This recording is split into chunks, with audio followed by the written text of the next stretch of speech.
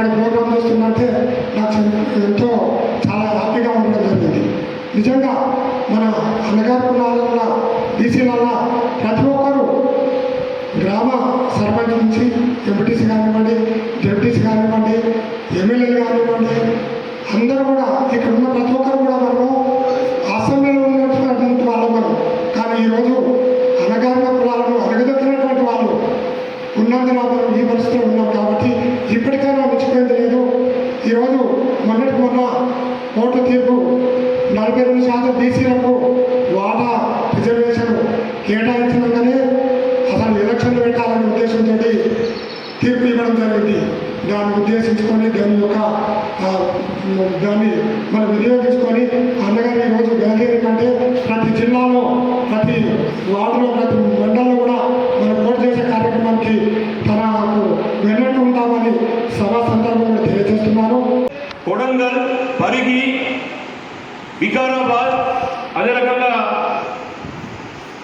తాండూరు నియోజకవర్గాలు ఉంటే 3 నియోజకవర్గాలు జనరల్లో కూడా రెడ్డిలే ఆధిపత్యం వహిస్తున్నారు. ఎస్సీ రిజర్వ్డ్ అయింది కాబట్టి కేవలం వికారాబాద్ మాత్రం ఒకటే, అది ఎస్సీ రిజర్వ్డ్ కూడా ఉంది కాబట్టి వాళ్ళు మాత్రం అక్కడ ఉన్నారు.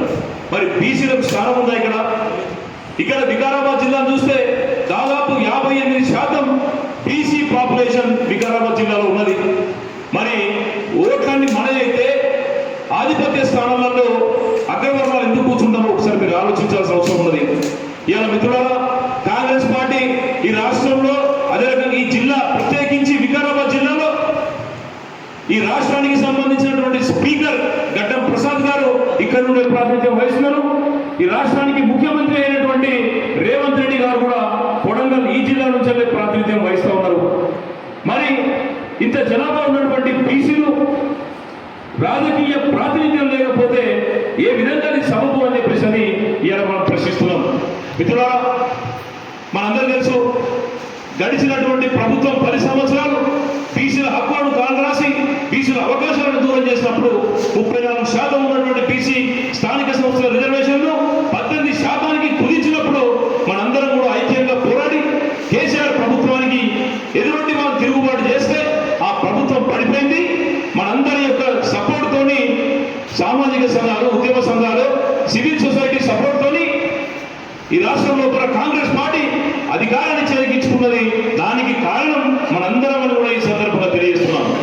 ఇది నేను చెప్పడం కాదు, కాంగ్రెస్ పార్టీ అగ్రనేత రాహుల్ గాంధీ గారు హైదరాబాద్ వచ్చినప్పుడు ఈ విషయాన్ని స్వయంగా తానే ఒప్పుకున్నాడు. ఈ రాష్ట్రంలో కాంగ్రెస్ పార్టీ అధికారంలో రావడానికి సివిల్ సొసైటీ, బీసీ సంఘాలు కానీ, ఎస్సీ ఎస్టీ సంఘాలు కానీ, సామాజిక సంఘాలు, ఉద్యోగ సంఘాలు సహకరించడం వల్ల మేము అధికారంలోకి వచ్చినాం. మేము తప్పకుండా మీకు హామీ ఇచ్చినాం. కామారెడ్డి డిక్లరేషన్ లో పేర్కొన్నటువంటి విధంగా 40